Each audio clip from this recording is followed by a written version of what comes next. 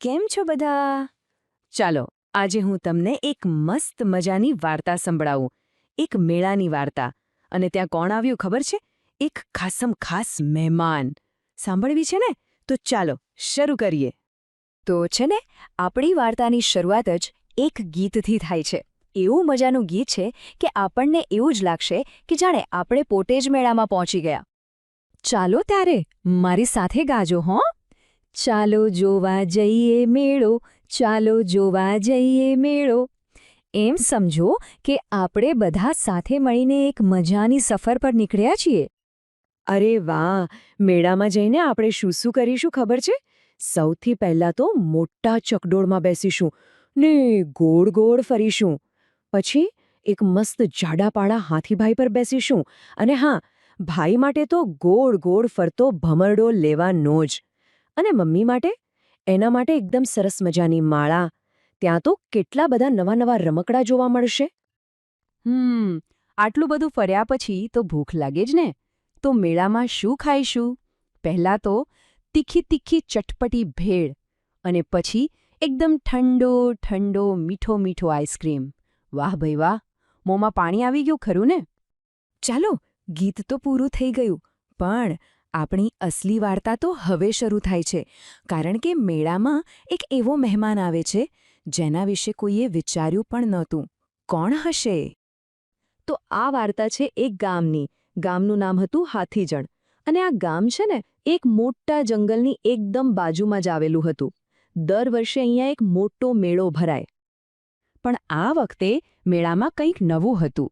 ત્યાં એક music band આવ્યું હતું. અને એ લોકો એટલું જોરથી અને મજાનું સંગીત વગાડતા હતા કે એમનો અવાજ છેક દૂર જંગલની અંદર સુધી સંભળાતો હતો.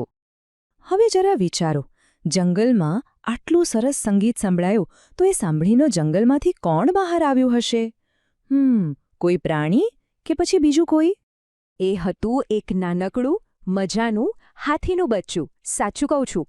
એને બેન્ડનું સંગીત એટલું બધું ગમી ગયું ને કે એ તો બસ અવાજની પાછળ ચાલતું સીધું મેળામાં જ આવી પહોંચ્યું અને સંગીતની સાથે પોતાની સૂંઢ ઊંચી કરીને ચીચિયારીઓ પાડવા લાગ્યું. હવે મેળામાં હાથીના બચ્ચાને જોઈને શું થયું ખબર છે?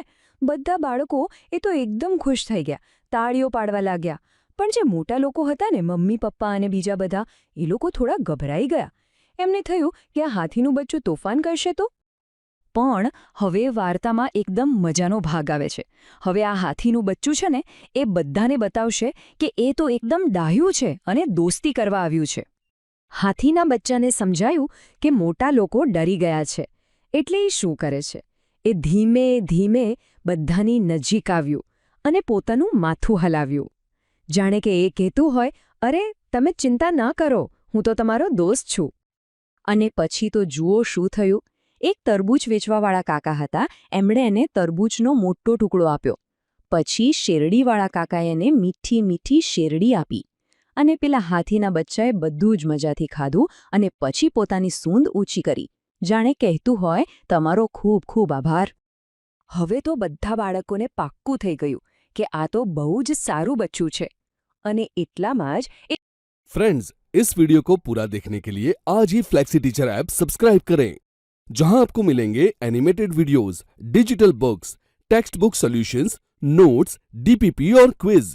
और हाँ, flexi teacher app mobile, TV और कंप्यूटर पर अवेलेबल है. और अगर आपके पास इंटरनेट नहीं है तो तुरंत ऑफलाइन सेट टॉप बॉक्स के लिए संपर्क करें. Flexi teacher, the one you needed.